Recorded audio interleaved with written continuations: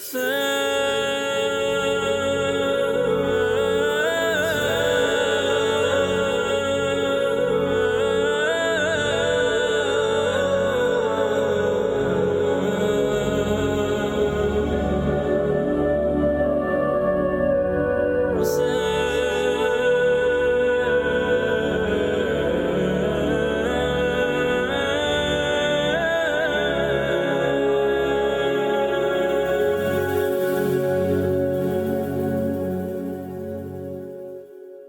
الله الرحمن الرحيم. الحمد لله رب العالمين، الحمد لله على ما أنعم، وله الشكر على ما ألهم، والثناء بما قدم، والصلاة والسلام على أشرف الخلق سيدنا وحبيب قلوبنا أبا الزهراء المصطفى محمد، وعلى آل بيته الطيبين الطاهرين المعصومين، لا سيما سيدي ومولاي صاحب العصر والزمان عجل الله تعالى فرجه الشريف، واللعنة الدائمة على أعدائهم أجمعين من الآن إلى قيام يوم الدين. أما بعد، السلام عليك يا أبا عبد الله، وعلى الأرواح التي حلت بفنائك.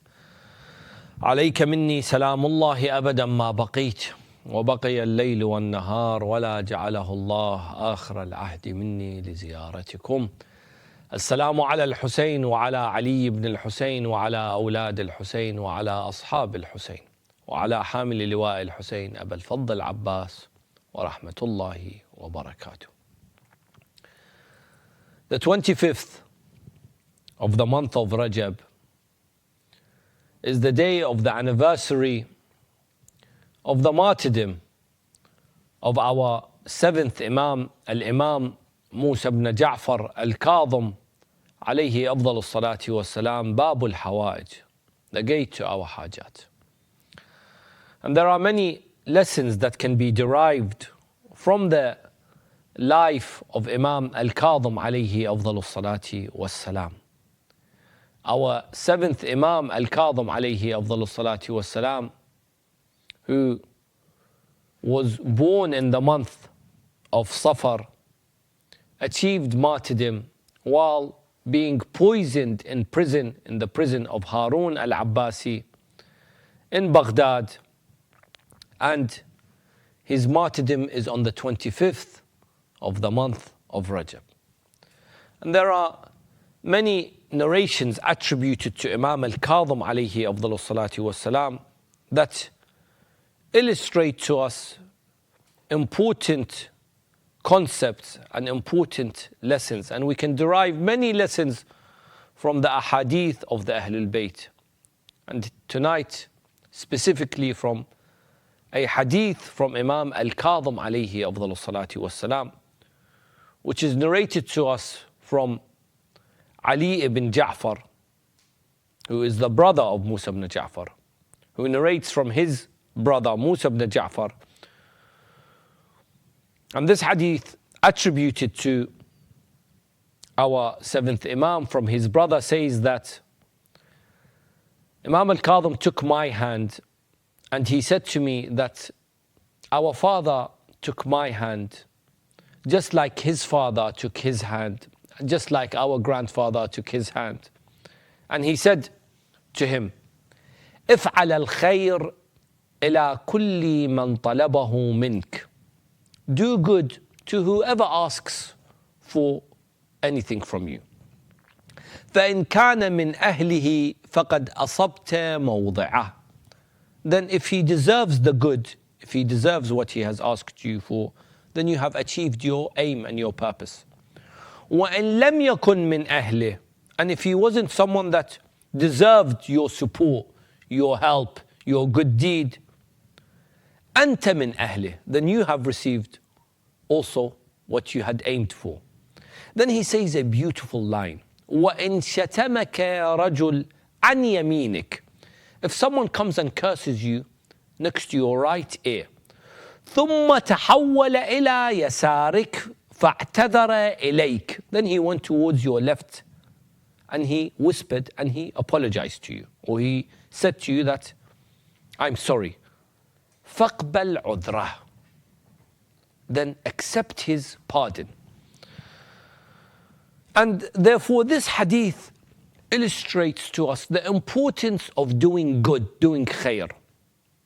and that of being kind and forgiving. And these attributes are the attributes of the Ahlul Bayt alayhim afdal salatu wasalam. These attributes, these characteristics are those of Rasulullah sallallahu alayhi wa alihi wasallam and his holy progeny.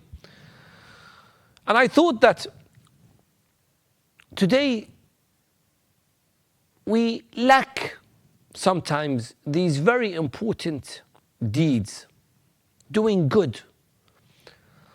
I've realized that sometimes people only do good because they are getting something back in return. Or sometimes you tell someone, why don't you speak to this person or that person? He says, Wallah, I'm upset with him. He cursed me. He said this and this about me. You say, but he apologized to you. He came a few months later, a year later. He apologized. Why don't you forgive him? I hear this a lot. They say, Wallah, I need time. Give it some time before I can forgive him. Imam Al Kadhem says, if someone curses you, if someone, وَإِنْ شَتَمَكَ رَجُلٌ, he comes and swears at you, curses you, in your right ear, and he goes towards your left ear, and he asks for forgiveness, straight away forgive him. Imam doesn't say, Wallah, sleep on it, let me sleep on it. You know, have you heard sometimes people say, Wallah, I need time to forgive this person. It hurts me, it's very difficult for me. Whereas Imam Al Kadhem alayhi afdalu salatu wasalam teaches us that no, true forgiveness must come from the heart and it must be done straight away. Imam Al Kadhem alayhi afdalu salatu wasalam lived in a very difficult time. What do I mean? I mean, if you look at the time, for example, of the era of his father, Imam Al-Sadiq alayhi afdalu salatu wasalam, it was much easier compared to the life of Imam Al Kadhem alayhi afdalu salatu wasalam. And that's why Imam Al-Sadiq alayhi afdalu salatu wasalam was able to spread knowledge more easily. But after the time of Imam Al-Sadiq, the Abbasids' rule was more established. And therefore, when Al-Mansur Al-Abbasi got hold of the power, this was now a much more difficult time for the Ahlul Bayt alayhim afdal salatu wasalam. And even Harun, it became even more difficult for the followers of the Ahlul Bayt alayhim afdal salatu wasalam. Even though the Abbasids used the oppression of the Ahlul Bayt to get to power. They called for the revenge on what took place in Ashura. They rode this wave to what? So they can come to power. And then when they came to power, they became even more oppressive against the Ahlul Bayt than the Umayyads. Imagine, they fought the Umayyads because they said that we want what? We want to give the rule back to the Ahlul Bayt. They became even more oppressive to the Ahlul Bayt than the Umayyads. And that's why certain people would come and say later, I wish that the Umayyads came to power rather than the Abbasids. And our seventh Imam lived through this time where he faced oppression of the Abbasids. Imam Al Kadhem alayhi afdal salatu wassalam spent a minimum, some say, of 13, 15, some even say close to 17 years in prison. So much so that in the last prison that he was in, the Imam wasn't even able to tell whether it was day or it was night. And therefore, the Imam teaches us these very important concepts of doing khair, doing good, of being forgiving to people. And when it comes to forgiveness, the Imam says, not when someone comes a week later, you say, Wallah, come back next month, I'll forgive you. Or a month later, you say to them, come back in 6 months, or come back in a year. The Imam says straight away, if they ask for forgiveness, then you must be able to forgive. And I know that one of the most difficult things to do is to forgive someone who's hurt you, who's left a mark on you in your hearts. You know, sometimes we never forget a word from someone or someone saying something bad about us. But the Imam teaches us that you must be able to forgive. And going back to the first part of the hadith, the Imam says, or here Ali ibn Ja'far, the brother of the Imam, says that Imam Al Kadhem took my hand. He held my hand and he said to me, this is what my father also did. He held my hand. And that's what his father did. And that's what his father also did. Therefore, the Imam shows us how you do Amr bil Ma'roof and Nahi al Munkar on the first level. Do it in a gentle way where the Imam held his brother's hand and he spoke to him in a soft manner.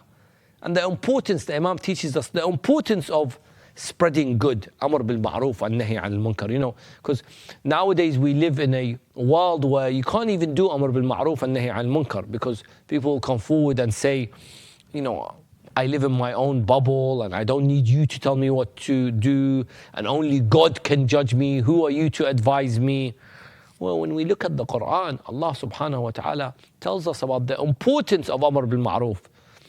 In Surah Luqman, يا بني أقم الصلاة وأمر بالمعروف وانهى عن المنكر واصبر على ما أصابك إن ذلك من عزم الأمور. When Luqman advises his son, gives his son some advice, and the advice of Luqman to his son is mentioned in the Holy Quran. And therefore, the Imam tells us that in this hadith, the importance of spreading and sharing good. How you actually advise people is important. How you speak to people, in what manner you advise people is important. There's a story where Imam Musa ibn Ja'far Al Kadhem alayhi afdalu salatu wasalam goes past a rich person's house by the name of Bishr. As he is going past this house, he notices that there is loud music and laughter and women's voices is raised from this house. And they seem to be in a state that they are intoxicated with alcohol. So the maid is coming out to throw some rubbish. So the Imam looks at her and he says, يا جارية هل صاحب هذا الدار حر أم عبد? The owner of this house, is he a free man or is he a slave, a servant? The maid is confused. What are you talking about? This person who owns this house and he's got so much wealth and owns this land. She tells, بل هو حر. He's a free man. The Imam looks at her and he says, صدقتي. Yes, you're right. لو كان عبدا لخاف من مولاه.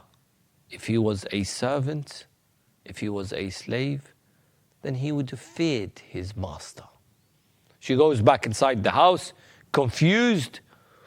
Bishr, this owner of this massive house, this massive villa, he looks at the maid and he says, what took you so long? I asked you to take the rubbish out and you took far too long to come back. She says to him that when I was out, I saw this man. He asked me this. He said, هل صاحب هذا الدار حر أم عبد? Is he a free man or a slave? And I told him that you are a free man. So Bishr said to her, and what did he say? The maid said to Bishr, he said, صدقتي. He said to me, yes, you are right. لو كان عبدا, if he was a slave, a servant, لخاف من مولاه. He would have feared his master. The hadith says, فهزت.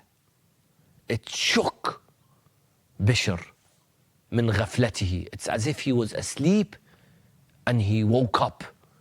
He went out running barefooted towards the Imam. Look at the way the Imam advised Bishr al-Hafi and how he accepted Bishr's forgiveness and tawbah. And therefore sometimes we need this awakening in our lives, but it must be done in the right manner. Sometimes we need to ask ourselves, do we feel Allah subhanahu wa ta'ala with us? What do I mean? If you love someone, would you dare to upset them? Sometimes you tell someone, in certain marriages, you will tell your partner that I love you. Your partner may respond by saying, prove it. You can't just prove it with your words. You must prove it through your action. And Allah subhanahu wa ta'ala is what? Is love. And therefore, if you love Allah subhanahu wa ta'ala, and no doubt Allah loves His creation, then you must not sin Him. You must not disobey Him. Because love is not shown through the tongue, but through action. And therefore, if someone says, I don't feel Allah subhanahu wa ta'ala in my heart, you must purify your heart from sin. You must purify your heart by doing good, and therefore you will feel Him. If your heart is full of ego, arrogance, envy, jealousy, of course you won't feel Allah subhanahu wa ta'ala. There is no space in your heart for Allah subhanahu wa ta'ala. Your heart is filled with too much sins. And therefore you must, if you want to feel Allah subhanahu wa ta'ala, you must have taqwa. If God is in your heart, then nothing can get in your way. And therefore, sometimes if you want to achieve something in life, you need tawakkul. And if you want tawakkul, you must turn towards Allah subhanahu wa ta'ala. And your heart must be filled with the love of Allah subhanahu wa ta'ala. I remember the story of Nabi Musa alayhi salam. Prophet Musa, when he rescued the Bani Israel, he reached a stage when they were fleeing from Pharaoh and his army. The sea was in front of them. Imagine now, you've just fled away from Pharaoh. You come to a point where the sea is in front of you and the army of Pharaoh are behind you. The people, Bani Israel, they look at him. They say, what now? What are we going to do now? You've made us run away from Pharaoh. You've put us in danger. You've put our lives in danger. The lives of our families in danger. The sea is in front of them and Pharaoh's army is behind them. What now? Musa looks at them and he says, Inna ma'i Rabbi. My Lord is with me, don't worry. When your Lord is with you, trust me, the seas will open up in your way. When the Lord is with you, Allah subhanahu wa ta'ala will open doors that you never even thought about. Just imagine the sight. Do you think anyone from the followers of Musa alayhi salam actually thought that the sea would split open? I don't think anyone in their right mind that day when they faced the sea and they saw Pharaoh's army behind them thought to themselves that the sea would split open. But Musa said what? Inna ma'i Rabbi. I have Allah subhanahu wa ta'ala with me. I'm not worried.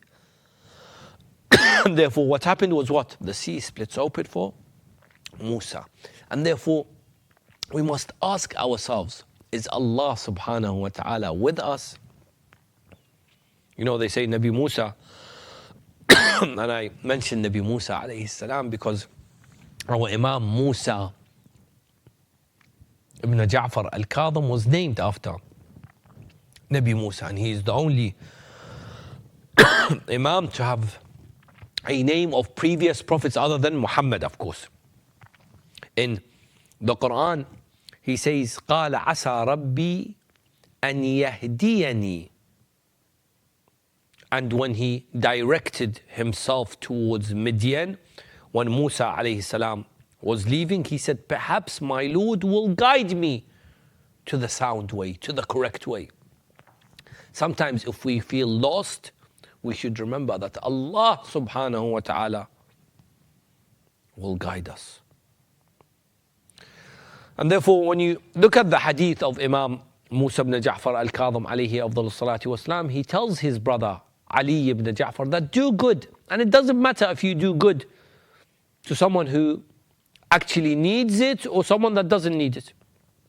Which brings me to this very important point that sometimes we see khair as am and not khas, as general, not specific. What do I mean?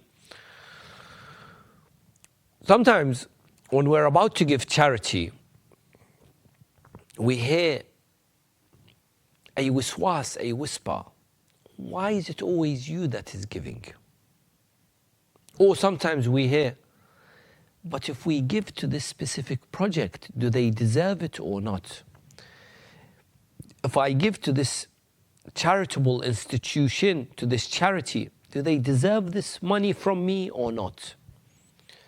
Or if I'm giving a poor person charity, I start doubting myself. Is he actually poor or not? Why should I give him from my money? This is sometimes how shaitan works. Shaitan doesn't come to you and say, don't give charity. La. Shaitan is clever. He doesn't come and say, don't give. No, he says, why is it always you that's giving? Why doesn't anyone else give? Sometimes, by the way, shaitan comes in forms of humans. Have you always, well, not always, have you sometimes had this person who always comes to you and says, why is it always you giving to the mosque? Why isn't anyone else giving? Why is it always your family that's giving? Wallah, I should be proud if it's my family that's giving. I'll give as much as I can. Because this money that I have is amana. It doesn't belong to me. I'm just someone that's looking after it. After all, it's amana. And therefore, I should give. I shouldn't let these whispers deprive me from getting the good deeds when I give charity. And sometimes the shaitan, he stops you. This wiswas stops you from giving. And therefore the Imam, he makes it clear. He says, افعل الخير إلى كل من طلبه منك. Do good to whoever asks. فإن كان من أهله فقد أصبت موضعه. If he was someone that actually deserved your charity, then you have fulfilled your aims by giving him charity. وإن لم يكن من أهله كنت أنت من أهله. And if he wasn't someone that deserved the charity, if he wasn't really someone that was poor, then you have achieved your aim, which is what? Which is gaining good deeds, becoming someone that has taqwa, someone that is God conscious, someone that is God fearing by giving in the way of Allah subhanahu wa ta'ala. So it's the Imam, what he's trying to say, it's that it's a win-win situation. Whether this person deserved it or not, whether he actually needed it or not. The Ahlul Bayt tell us that give in the way of Allah subhanahu wa ta'ala. And that's why in Surah Al-Insan, when the Ahlul Bayt give, إِنَّمَا نُطْعِمُكُمْ لِوَجْهِ اللَّهِ. The verse that speaks about the Ahlul Bayt giving in charity, وَيُطْعِمُونَ الطَّعَامَ عَلَى حُبِّهِ مِسْكِينًا وَيَتِيمًا وَأَسِيرًا. They give to the captive, to the needy, to the yatim, to the orphan. Why do they give? إِنَّمَا نُطْعِمُكُمْ لِوَجْهِ اللَّهِ لَا نُرِيدُ مِنْكُمْ جَزَاءً. We're giving in the way of Allah subhanahu wa ta'ala. And some scholars of tafsir mention that the captive here could be a non-Muslim. Because if he's a prisoner, then most likely he's a non-Muslim. But when he came knocking on the door of the Ahlul Bayt alayhum afdalu salatu wasalam, they didn't say, are you from our community? Are you from my community, from my mosque, from my city, from my town? Are you Shia? Are you Muslim? No, they gave in the way of Allah subhanahu wa ta'ala. And this should apply to all types of ibadat, all types of worship. Salat, fasting, hajj, zakat, sadaqah. That when I give for the sake of Allah. That I remember when I do good, I do it for the sake of Allah. I don't do good so everyone knows that I did this good. Sometimes there's a sweetness when giving is done in secret rather than in public. Of course, sometimes giving charity in public is encouraged because when you give charity in public, it may encourage other people to also give when they see you giving. But sometimes charity, when given in secret, when given in the middle of the night, when given without anyone knowing, has a special taste that only you can feel when you give. And the most beautiful thing is when you share a secret with someone. Usually people that are in love, they share things secrets between each other that no one else knows. I say to you, share a secret with Allah subhanahu wa ta'ala by giving charity, and no one knows except you and Allah. What a beautiful thing to do than to have a secret with Allah subhanahu wa ta'ala that no one knows, that you gave charity and only Allah knows. Even the person you gave to doesn't know. Sharing a secret with Allah. That's true love. And that's why the Ahlul Bayt alayhim afdalu salatu wa salam teach us this. Amir al-Mu'mineen Ali ibn Abi Talib alayhi salam, the Holy Prophet, Fatima, Al-Hasan, Al-Hussein, all the Imams, they would give in the way of Allah subhanahu wa ta'ala. Our seventh Imam, Imam Musa ibn Ja'far alayhi afdalu salatu wa salam, would, in the middle of the night, share two things every night. The first would be in ibadah. The first part of the night, he'd spend in ibadah, in praying, in reciting the Quran, reading the du'as. That's the first part of the night. The second part of the night, he would spend by going out and giving charity. In the time of, or maybe after Imam Al Kadhem passed away, or when he was in prison, there was something known as Sara'ir Musa. Sara'ir Musa is what? Is these specific bags that used to contain approximately 200 or 300 dirhams in each bag, in each little bag. And the Imam would go out with these Sara'ir, known as the bags of Musa, the secret bags of Musa, Sara'ir Musa, and they would be handed out to the poor and the needy in the middle of the night, and the people would not know that these would be handed to them by Imam Musa ibn Ja'far Al Kadhem. This is how he spent his life. When he was once asked, his prison guard, while he was in prison, was asked that, how does Imam spend his life? Because it was always in the service of Allah. And the prison guard would say, I never prepared his bed at night. That I never saw him what? Sleeping at night. And I never prepared food for him during the day. It means what? He was fasting during the day. And therefore Imam Al Kadhem alayhi afdalu salatu wa salam's life was always in the sake of Allah subhanahu wa ta'ala. The second lesson we gained from this hadith from Ali ibn Ja'far, the brother of Musa ibn Ja'far Al Kadhem alayhi afdalu salatu wa salam, is that the Ahlul Bayt are always welcoming, and therefore we must always be welcoming.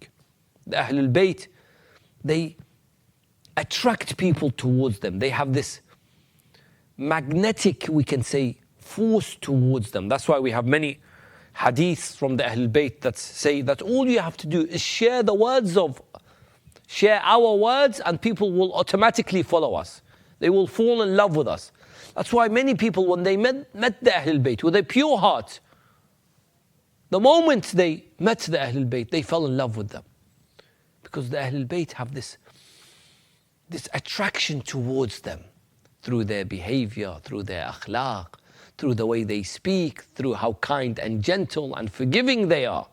Whether it was, for example, Hur with Imam Al-Hussein alayhi afdal salatu wasalam, or whether it was Bishr Al-Hafi with Imam Musa ibn Ja'far alayhi afdal salatu wasalam.